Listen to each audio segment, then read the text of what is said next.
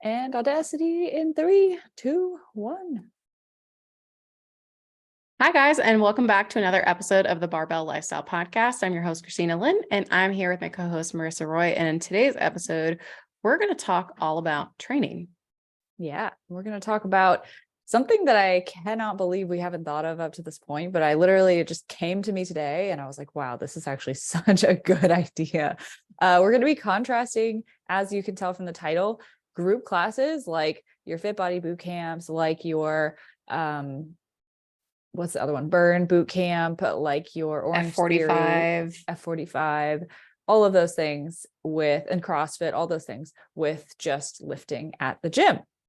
And the reason why we want to do this is just because you need to be an educated consumer. And there is a lot of marketing. There's a lot of businesses. There's a lot of things out there. And so if you're going to invest yourself in working out a certain way, you should know how it's actually going to work or not work for you and your goals. So we kind of just split it into pros and cons of going to kind of just in general group classes as a whole. We kind of just lump them all together, even though, yes, there are things that distinguish each one. And I guess we could go through that too. But group classes versus just going to the gym and lifting on your own. So I guess, should we probably just start with maybe outlining the different kinds of group classes and how they differ, or do you think pros and cons first? I feel like it's pretty self-explanatory, like what CrossFit or like F45 or like how they're kind of structured, but we can still start there. Yeah, to us, but I feel like there might be some people that are just like, I don't know, right? So maybe they've never heard of F45. Yeah. Like, what the heck is that? Basically, a lot of the ones that we just named are like nationwide franchises or chain group studio gyms. So off the top of my head, Orange Theory, have you ever done an Orange Theory class? No, I've never done Orange Theory, F45, Burn or anything like that. I have done a few CrossFit classes though. Nice. Yeah. So off the top of my head, I know that Orange Theory is a little bit more cardio based, where they have treadmills. They do a lot of sprints and intervals running on the treadmill. They have, I believe, water rowers instead of the air rowers. And they do some strength aspects to it. So some dumbbells. And so it's kind of like circuit training. You're rotating around doing all those different things, but it's super high intensity. And you are usually wearing a heart rate strap and trying to keep your heart rate in certain zones throughout the class. And so that is what Orange Theory looks like. F45 is circuit station training, to the best of my knowledge. So you have different exercises. They have the little mini barbells like you would have in a kind of commercial gym. What's that called? Body pump class, those little baby barbells. And so they have those. They have kettlebells, and it's a little bit, I think the F45 is supposed to be functional, right? Functional 45 minutes. And so it's supposed to be centered around more functional movements. And literally all that means is movements that mimic movement of daily movements. Wow, words are hard. Movements that mimic daily life movements, like bending over and picking something up, or putting something over your head, or picking up your kid or whatever, right? So yeah, it's basically a little bit more bringing in some elements of the CrossFit functional training style, but into basically circuit training, where you're doing one exercise and you're one exercise at a time, rotating around in circuits for 45 minutes. What else? Orange Theory, F45, Burn Boot Camp and Fit Body Boot Camp, I think, are very similar in their model. And they have kind of, from what I know, a multitude of types of classes. So I know someone who religiously goes to Burn Boot Camp, and they have strength days, cardio days, HIIT days. And so they have different types of classes, different times of day. But generally speaking, it's still a group environment where it's kind of there's stations, there's different exercises, and there's a different intention with the different types of classes, which is getting a lot closer to what we want out of training. There's still some limitations, which we'll talk about, but it's kind of like you are keeping your heart rate up. Everyone's doing it together. You're doing different kinds of strength movements, cardio movements, etc. And CrossFit is a lot. How do I describe? The CrossFit's the only one I do. Why can't I describe it? CrossFit is essentially about equipping you for movements of daily living. And the idea is that, you know, anyone can do CrossFit, even like a 90-year-old grandma or like a teenager out of high school. And it's just about scaling the workout to fit your personal fitness level. However, that's not the reputation that CrossFit has. The reputation that they have is, you know, people doing really weird gymnastic stuff all over the place and injuring themselves, like pushing themselves way past failure, getting rhabdo, and like getting really hurt from training. And the reason for that is because of a lot of the higher caliber athletes, and also a lot of CrossFit boxes kind of just suck at programming and like managing their members and like actually coaching appropriately. But if you find a good CrossFit gym, it's a great group class environment where you can get a mix of strength training, cardio, different kinds of cardio, gymnastics, body weight movements, calisthenics. It's literally everything like smushed into one. And it's always about constantly varying the stimulus so that you're just always working on new things with CrossFit. So there's pros and cons to that specifically for sure. But yeah, what am I missing? I don't know if I mean, there are so many different gyms out there that have the group fitness model. Yeah. So, I think that there are so many others that we could like not cover, but, I think you did a really good job. And what I'm interested in hearing is because you do have the experience of, you know, the traditional bodybuilder type lifting style, as well as taking the group classes at your CrossFit gym. So I think it'll be interesting to kind of hear your take on both of those things. Yeah, absolutely. I've definitely like, oh God, Bennett got a hold of a towel. I've definitely kind of converted my viewpoint because I definitely used to be like a strict bodybuilder, CrossFit hater, like any group class hater essentially. But I think I just have a more well-rounded perspective now because I understand the utility, and it's just a matter of making the right decision for your goals and knowing what the right time and place for anything that you do is. So I guess pros and cons of group classes, we'll start there. Yeah, absolutely. So I think it is, you know, pretty self-explanatory. If you're going to a group class, there are going to be other people there. So there is a social component to that workout. And so that can be really, really great if you're someone who really enjoys camaraderie and like really bonding with the other people there. And you do develop quite a nice bond because you're going through something that you know, kind of sucks or is like together. Yeah. You suffer together. So it's kind of cool to be able like, oh man, we survived, like see you next week. And I feel like that does help a lot with the accountability factor because if you don't show up, you're letting other people down, you know, or they're holding you to it. Like, I better see you tonight. And you're like, okay, yeah. So that can be really, really positive for someone who struggles to exercise. Yeah, absolutely. I really like that aspect of group classes specifically. Like, so I guess context, if you're listening to this and you're like, Marissa, I don't know who you are. I used to just bodybuild, and over the course of the past year, I basically made like a total 180 and just did CrossFit classes for about like 9 months. And then I was like, all right, I'm losing my butt and I really miss strength training. So I started doing a hybrid approach where I lift like a quote unquote bodybuilder 2-ish times per week. And I do 2 to 3 CrossFit classes per week, actually 2 to 3 of each, but I just kind of cap off at 5 days per week max. So yeah, that's kind of been the balance lately. So a hybrid approach to both, but it's really like you do like suffer together. You talk shit with each other when you're like, oh, I didn't see you last week. What are you doing? You slacking off? Like, and we'll just kind of get on each other. And it is cool to just be like, all right, we'll see you tomorrow. Right. And it's like, you just can count on those same people, those regulars being there. at your class time, same time every day. And you do kind of develop like a family around your gym time and when you normally go. So it's a really, really big part of it. And it definitely, like, whenever I go to the gym and I'm just really not feeling it, what I do like about CrossFit and the model of the gym that we have is like, I can either do my programmed lifts that I have there in like the open gym space, or I can do the class. And so if I'm ever like really not feeling it and I'm supposed to do like a regular lift, I will actually just like force myself to do the group class instead, because at least I just don't have to think. Like, I just go, I don't think, I just do what they tell me to do.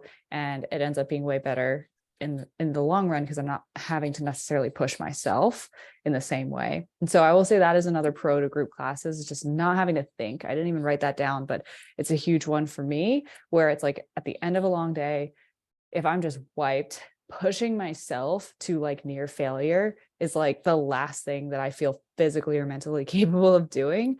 So going to the class and just going through the warm up, like kind of getting through, a lot of the beginnings of the workouts, by the time it's time to like go push to the max, it's like I'm kind of in the headspace of, all right, well, I'm already here and I already started, and I don't have to use a ton of willpower to get that same effect that I would have to use a lot of willpower to do if I were on my own. So that is a big pro. Yeah, I added in structure. So I think that kind of goes hand in hand, where it's like you're not having to structure the workouts yourself. Like, you just go in and it's already provided. Like, there's a warm Yeah. up, there's the lift, and then there's a cool down. So I think Well, there it's should nice. be a warm up, by the way. Keep an eye out for that. It should be. Yeah. You don't want to just dive right on into maxing out with like deads or something. But yeah, there typically is a structure. And I think the other thing I meant by that is, like you were saying, it's like it's already programmed for you. So you're not going to have to do that yourself, which is really nice, because I think that sometimes one of the reasons that a lot of people do gravitate towards group classes is they don't have to come up with a workout program themselves.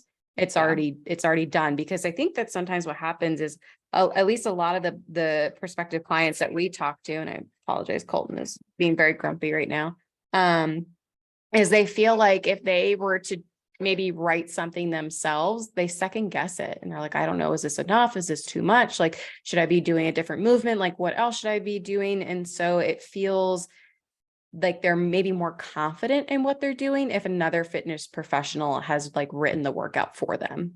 Oh, absolutely. And I even do that myself. Like, and that's why I literally pay for like a CrossFit membership on top of like programming for just workouts outside of that, because literally, if I have to like think through, like, what do I want to do today? Like, I end up doing nothing, because I'm like, oh my gosh, I could do so many things, but I don't want to do any of them. So like, I just end up sitting there and it's awful. So definitely that guidance, that structure, whether it's in a group environment or having like programming in whatever way, is so beneficial. Yeah. And I think that the other thing, similarly is, typically what we will write for clients is like anywhere from 6 to 12 week program where you're doing a lot of the same, maybe same 3 to 5 lifts over the course of that training block. And so for some clients, it's like, man, this is boring. And they're like, I don't, can we change up workouts? And so when you're doing a group class, typically there's a ton of variety, and there's not a lot of like, you're not going to be doing the same workout every single time you go. So like what CrossFits have, like WOD of the day, right? So like you might have something like that, or F45, you're not going to be doing the exact same thing. So it feels new every single time you step into the gym, which can be really fun if you're someone who gets bored of exercise pretty quickly. Yeah, absolutely. Lots of variety. You're always hitting different things, getting challenged in new ways. And it can be a lot of fun for those, especially who have that like athlete mentality and they just want to like really challenge themselves in new ways all the time. And we'll get into how that could also be a con in a minute. But yeah. And then in terms of just like, depending on the group class, of course, most of them have some aspects of like strength and cardio. So you're going to get a benefit of both of those things pretty much all the time. And so your just general fitness is going to be better. What I have noticed since just having CrossFit in the mix regularly is that I'm just in better shape, period, like all the time, with just like, if I want to go on a 2-mile run, I can do it and like not die. versus like when I was just bodybuilding, like the first run back of like the summer, spring season, if I wanted to do cardio was like absolute hell. So you're always kind of getting more well-rounded, and your general fitness overall, probably like your blood markers, your cardiovascular health, like all of the things are going to be getting a decent amount of benefit. And so that is a big pro of all of these kind of general fitness group training environments. But what I will say is, on the flip side of that, with the variety and with the mix of cardio and strength, the biggest con that I think comes with group classes is that it's just not ideal for having specific goals. When you're constantly mixing it up and you're constantly switching up your workouts, it actually is not advantageous for, say, building muscle or building your metabolism or seeing a specific weight loss or fat loss goal. And the reason that this is so important is because oftentimes people tend to join group class environments for the sake of, I need to lose weight. When in reality, if that is the primary thing that you want to do, it might not actually be the best solution for you. And you might be better off looking for a solution that's more custom to you with strength training, maybe some cardio added in. Group classes can absolutely be complementary to that. That's what I always tell clients is like, if they're like, hey, I do CrossFit, like, can I do that on top of this? Hey, I do burn boot camp, I do F45, whatever. Like, absolutely, you can absolutely still do that, but it has to be a complement to what we're doing with our strength training. It can't be the primary thing. At a certain point, you will plateau if that is your only mode of exercise. You can probably, like, if you're going from sitting on the couch to a group class, you're going to see results for a little while doing that because you went from no movement to some movement. But when it comes down to really building your metabolism, making permanent fat loss changes, and transforming the way that your body looks in specific ways, that's where those classes are all really going to fall short, and where you might find yourself beating your head against the wall over and over again because you're like, I'm doing so many things right. Why am I not seeing results? That's where I do advise against these group classes, and where something like our one-on-one coaching really comes into play. And so those are the people that we often talk to that are like, I've been trying and doing all these things and I'm not seeing results. And I'm like, well, have you ever tried like specifying your training plan? Nope. I get bored easily, or I need the group accountability or whatever. And those are oftentimes, they become limiting beliefs that hold us back from actually seeing the results that we want, when in reality, like, you're fully capable of doing it either way. And you just haven't found or learned the benefit or the way that you could enjoy strength training on your own for your results, and also just, health and fitness in general. So anyways, long-winded answer to say that variety is great, but only if you don't have super specific goals and you're just trying to maintain general fitness, which is why I transitioned to CrossFit, because I was like, I don't really have much physique goals at all right now. I literally just want to stay in shape. So that's why I made the pivot. But, I'd made that knowing what I wanted out of fitness, versus a lot of times people feel very misguided in that journey. So there's that. Yeah, I was going to stem off of that and talk about the lack of basically personalization, because I think that kind of goes hand in hand with what you're just talking about, is like, you don't have someone that is progressing you through, workouts.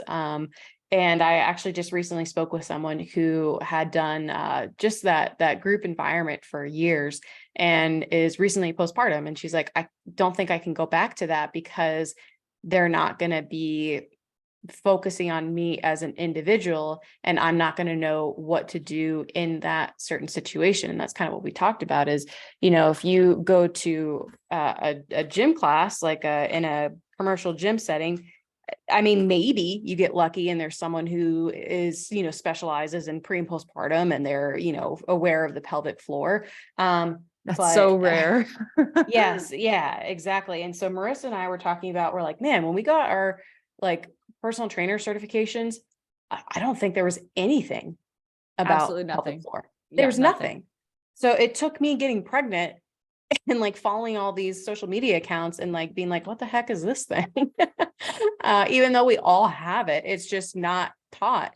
So the chances of you finding someone who is versed in that and then is going to spend, Colton is very, very vocal today. Sorry, guys. But the chances of you finding someone who is going to like then spend all this additional time with you is very, very, very rare, and you would be extremely lucky. So if you are someone who maybe has an injury, or if you have, I don't know, if coming back from, again, having a baby, like it would pay off in the long run to work with someone to create custom training programs for you, as opposed to just going into a very general group environment. Yeah, that's the other thing you made me think of, is that it can be like too high intensity. Like specifically, one thing that I have learned with CrossFit is that you have to kind of be able to self-regulate in order to like not kill yourself or hurt yourself doing it. And I'm sure that goes for a lot of these group class environments. It is a group environment, so it's a one-to-many structure for the instructor. There's one instructor, there's like 20, 30, maybe more people in the class, and they can't watch everyone. And so you have to learn how to pace yourself appropriately if you're not looking to go balls to the wall, and if your body may not be capable of that yet. And so a lot of times, like if you are, like Christina said, nursing injuries or having other issues, or maybe you're just getting started, a lot of times these group environments are so motivating that you can like overdo it very, very, very easily and hurt yourself, or go too hard and just regret the next 5 days of your life because you went too hard. And if the people there are not actively really, really working on scaling things down for you, it could be a little dangerous. So you do have to just kind of like, when it comes to these group environments, if that is the path you choose, really be able to self-regulate, be realistic with yourself, slow yourself down, and know when is the day to push and when's not. There's plenty of days where I walk into the gym and I'm like, I am just here to move for the hour. Like I'm just going to move. I know it's like a really high intensity workout. I'm just going to go at my pace. And other days I'm like, oh heck yeah, I'm beating everyone in this class. So it really depends. But that is a good one that you made me think of for sure. Yeah, and there was something I was just thinking of as you were talking. So back in maybe 2014, 2015, remember the 300 workout that was like super big at the time? The 300? The 300 workout? I don't know what that is. Okay, so it's like a CrossFit style workout where you're doing like 50 deadlifts and all these certain things. I can't remember what exactly it was, but at the time, boyfriend, now husband, we were at the gym and we were doing it together, and we're doing this for time, and we're very competitive, and we're doing it, and I tweaked my back so bad, to the point where like it still bothers me now. And so that's the other aspect of things. It's like typically Olympic style lifts are not really meant to be performed like 50 or 100 reps or something like that. So like you're kind of saying, like it's very easy to injure yourself in those situations, especially if you don't have a coach who can pace you, or someone who's going to work with you. But like you said, if you have a coach and they've got 20, 30, sometimes 40 different members, it's really, really hard to pay attention, or to say, oh, your form's off, or like, hey, why don't you back off, or something like that. So I feel like you have to have a pretty decent awareness of what your limits are. Like you were saying, going in and being able to kind of like regulate and be like, like I should probably back off today, or I'm feeling great. Like, let's see what I'm made of. Yeah, absolutely.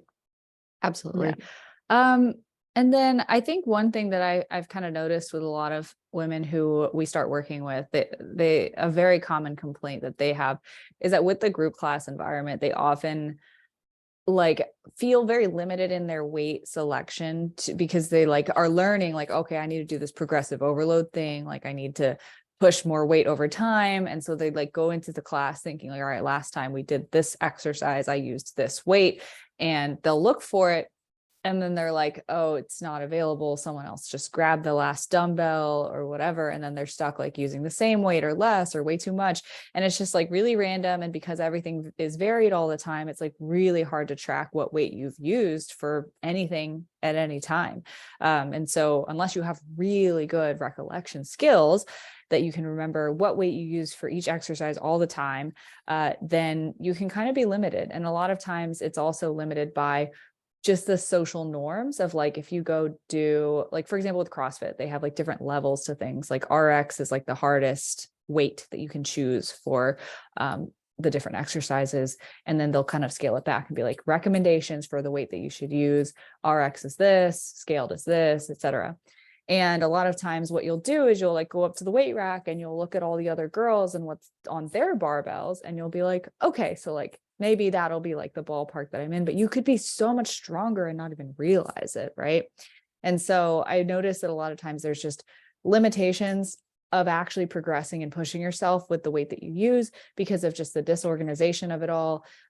The social norm of like, what do girls use? What do guys use? Like what is everyone else picking up? And also like just the availability of the weights in general. A lot of times there's just not enough of each kind of dumbbell. Yeah, that's great. The other thing I was thinking of is we see this a lot, is women specifically, because I feel like we tend to feel like more, like if more is good, then like more and more, like I should do more and more and more. And so they tend to kind of like overexert themselves. And so instead of maybe like a couple classes a week, they're going, 5, 6, 7 days a week, and they're doing these very high intensity classes, feeling like, okay, this is, I don't know, making up for how I'm eating, or if I'm doing this and I'm also in a severe deficit, eating 1,000 calories, that you are going to put yourself in a very chronically stressed environment. And so if you are not eating enough for these high intensity classes, it can actually work against you and get you further and further away from your goal, even though you might be feeling like, okay, well, maybe I should do, a couple 2-a-days, or maybe I need to eat less, or maybe I need to do more cardio on your own. You're actually digging yourself further into a hole. So rest and recovery is really, really important. And so it can be really tough if you are going to a lot of these classes and really not giving yourself a break, or really eating enough to give you the proper energy for those classes. And spoiler alert, most people don't eat enough. And most people do, like, once you kind of get into the culture of the gym, it's like you're all the time. Like it is the culture of like, you go every day. Everyone goes every day. And that is really unhealthy. Something I actually really like about my CrossFit gym is that they have kind of a mandatory rest day on Thursdays every week. So Thursdays is like a gymnastics skill, or like zone 1 cardio, or like just like slow recovery day versus actually what's it called, versus actually like another program to work out. So it is super beneficial because it literally forces everyone to slow down and not kill themselves 6 days in a row. And so I really appreciate that about my gym, but I'm pretty sure most group fitness places don't do that because they want, people there every day. So yeah, so that's a big one that I didn't even think about. But yeah, so I think, did you already touch on the lack of personalization? Yes. Okay, cool. Well, that's pretty much pros and cons of group classes. So now let's what'd you say? There's one more. Oh, Sorry. I was running after Colton. I forgot to put the baby gate up and he ran away. The thing I was thinking about is just limited flexibility with time.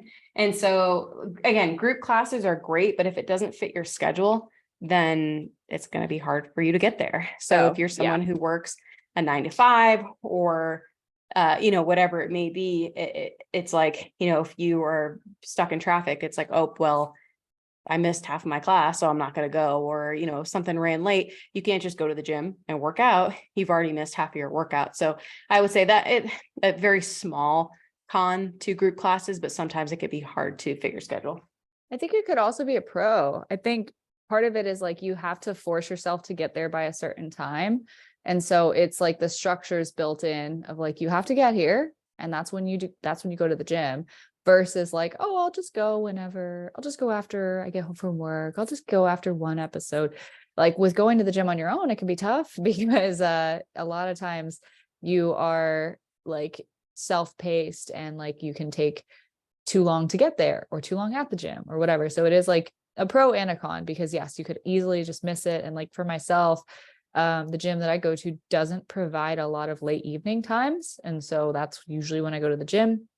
And so if I don't make it to the 6:30 p.m. class, like I don't make it. And sometimes like if I'm running late, I will literally go and like I will be there from like 6:55 to 7:30, and I do like a 30-minute something because I'm like, well, I'm here, I might as well do something. But like they close after that. So I literally can't stay. So that's hard, because it's like if you don't get it in the time that is allocated, then you're screwed. But yeah, it is, I think, a pro and a con in a way. Yeah, I was going to say exactly that, but I'm just thinking like, if you have a kid and there's a blowout Oh yeah. and you're running late, like if something is out of your control, then it can be hard because Yeah. you've lost half of the workout, which again, something is better than nothing. But to your point, it's like, you can't just sit in your car and dilly dally. Like I always feel so old saying that term, but you can't just sit there and like not do anything. Like it's like, oh man, I have to leave my house at this time. Like you have to be very, very strict with your time to ensure that you get there. So I guess it just kind of depends on how you look at it. Yeah. Yeah. And so, okay, so that was the last one. And we kind of already rushed over some of the pros and cons of lifting on your own, going through the group class itself. So I guess we'll kind of breeze through what we can here. But when it comes to lifting in the gym on your own, like what we're referring to specifically is like having a specific plan that you go to the gym, you're strength training, and that means you're lifting dumbbells, barbells, using machines, using bands, using your body weight, using any sort of resistance to get stronger over time. Typically, how these workouts are structured, since we gave the context for the group classes, is you have some kind of a warm up, some kind of dynamic warm up, stretching, mobility, and then you move into some compound movements. So things that move multiple joints. And so a squat, a deadlift, a bench press, a shoulder press, pull-ups, rows, those sorts of things. And then you'll move into accessory movements that isolate certain muscle groups. And you're typically doing, 2, 3, 4, 5 sets of, anywhere from 1 to 25 reps of all these things, depending on what your specific goals are.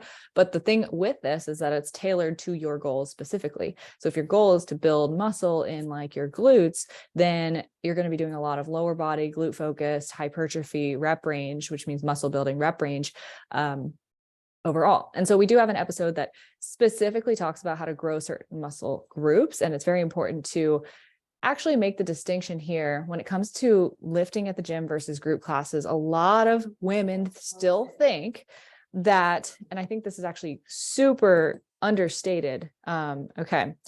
A lot of women think that group classes and circuit training and those things will tone you, when strength training at the gym will make you bulky. And that is a huge misconception. And in fact, group classes at the gym just burn a lot of calories and sometimes have some metabolic benefit and strength and muscle benefit, but there's no difference in the kind of muscle that you build. You honestly just build less and have a higher chance of having the quote unquote skinny fat look to your body when you just do a lot of those cardio based classes.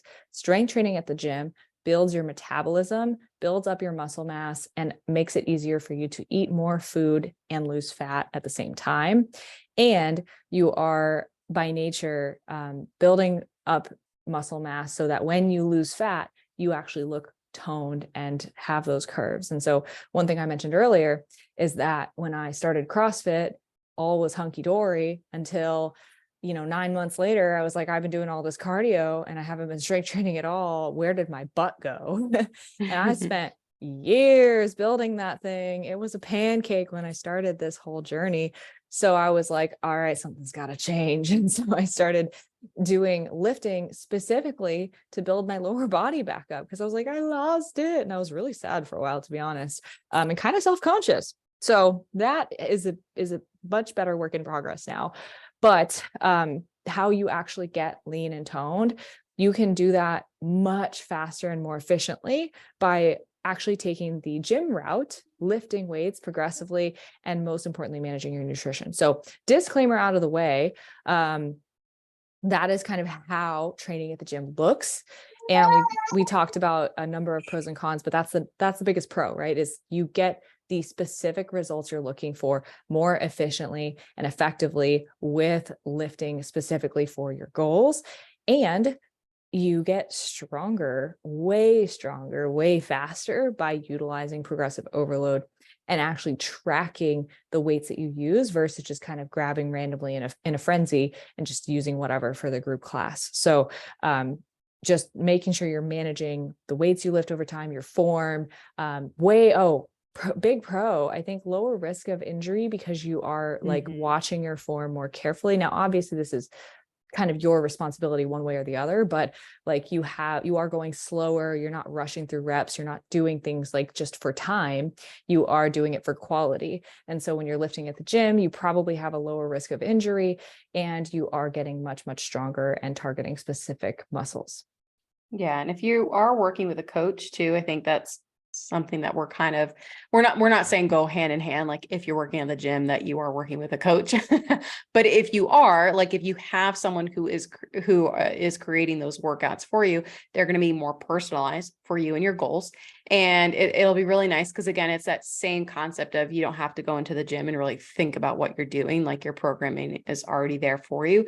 But it's also really nice because let's say, I don't know, your arm hurts, you know, you have a rotator cuff injury and you're like, "Ooh, coach, this is hurting. What should I do instead?"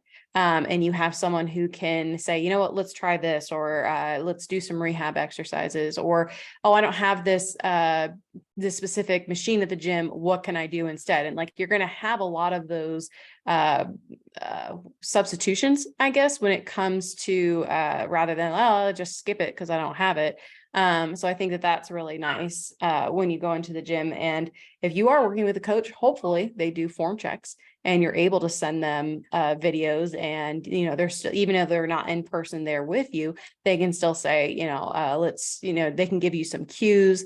They can make sure like, how are you recovering? Like all of these things that will really, really help you continue to progress at a much quicker pace than you would be on your own.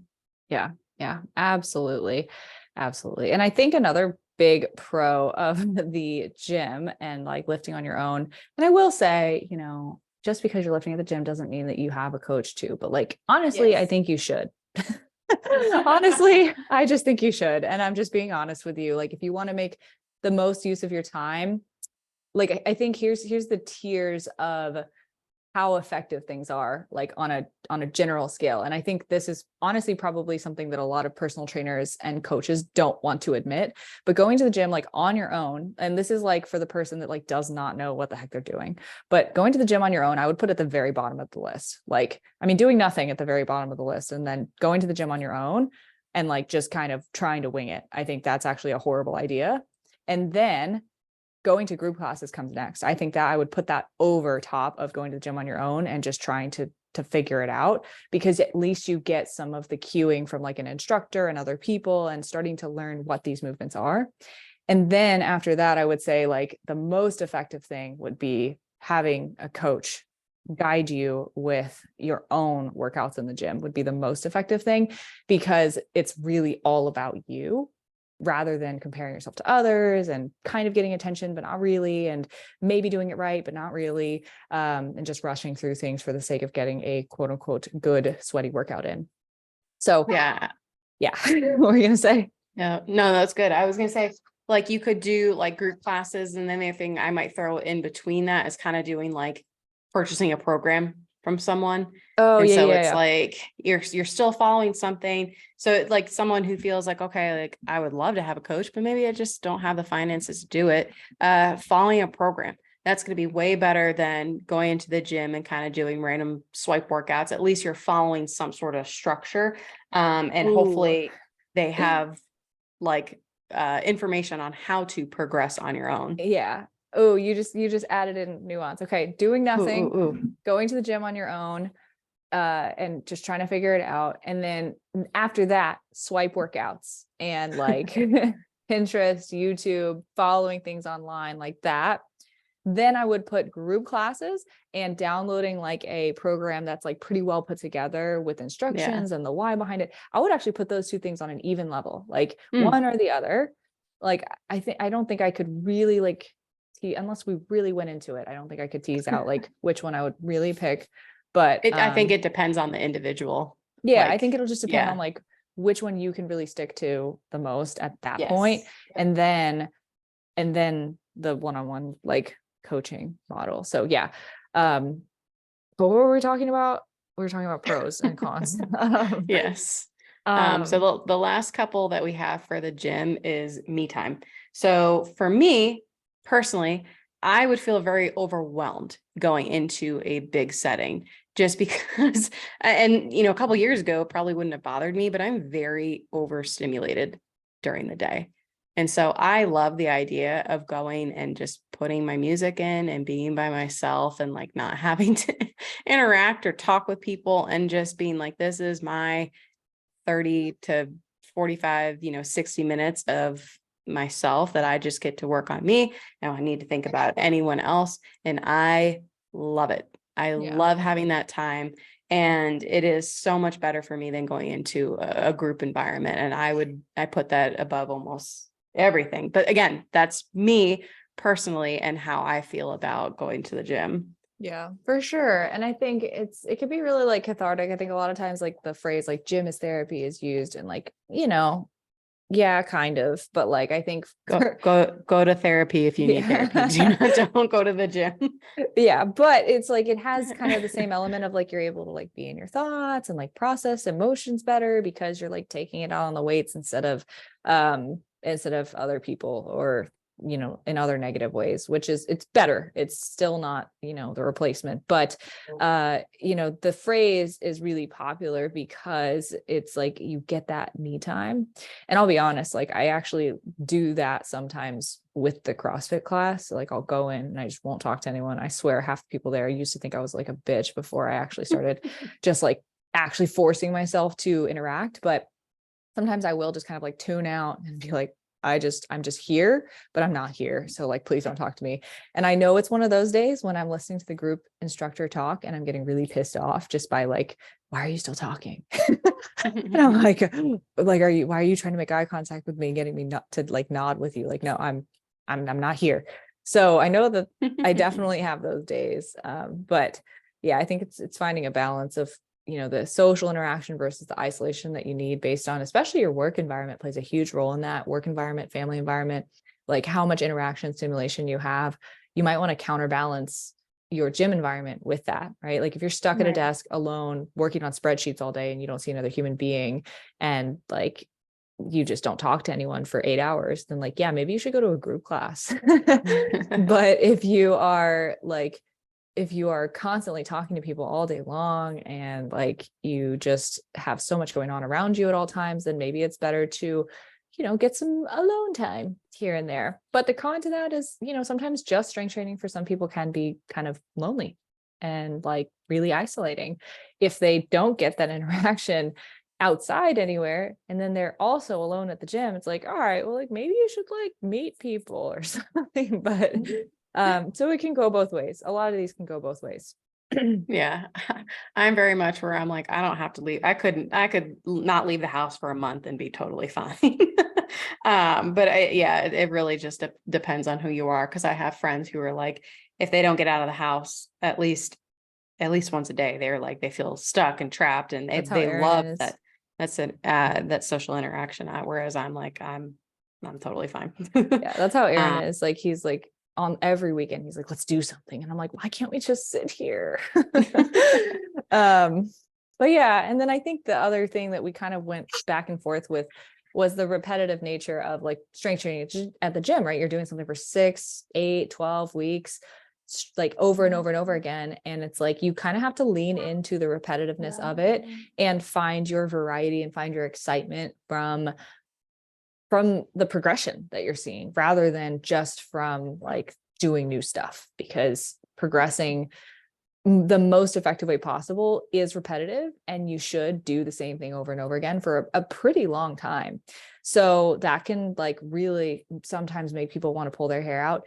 But here's my thing. I think that most people that say like, I get bored in the gym, I don't think that they actually know how to like attain the satisfaction of progression from progressive overload. I don't think those people actually know how to track their weights appropriately so that they see each week that they're getting stronger and that they're motivated to hit a new PR and get excited about it. Because everybody that I know that has implemented progressive overload in the gym appropriately always gets excited about their workouts. And sometimes they even ask to extend their training programs to be longer because they're like, I'm on a roll. I don't want to stop now. I want to see what I'm hitting next week. Like I want to see if I can hit this weight or that weight or this milestone.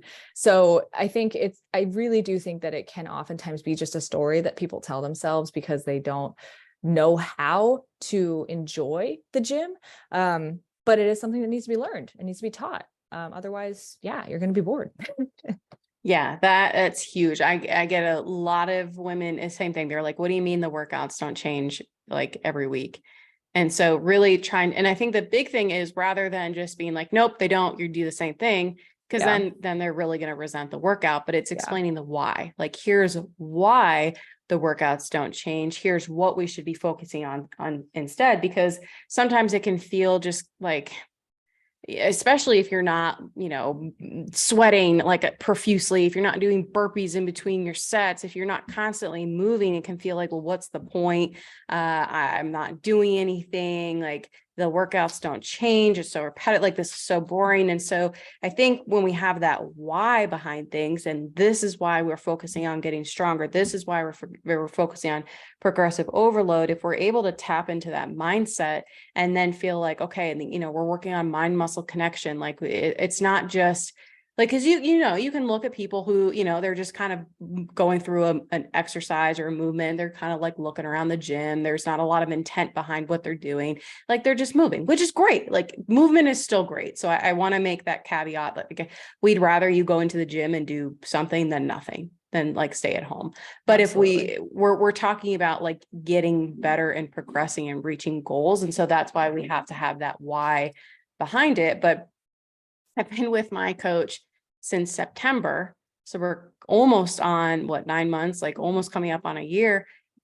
And I've been doing the exact same 5 workouts since September. It's now June. Wow. And I still have the exact same excitement with all of my lifts. Because I'm so excited to see how I continue to progress.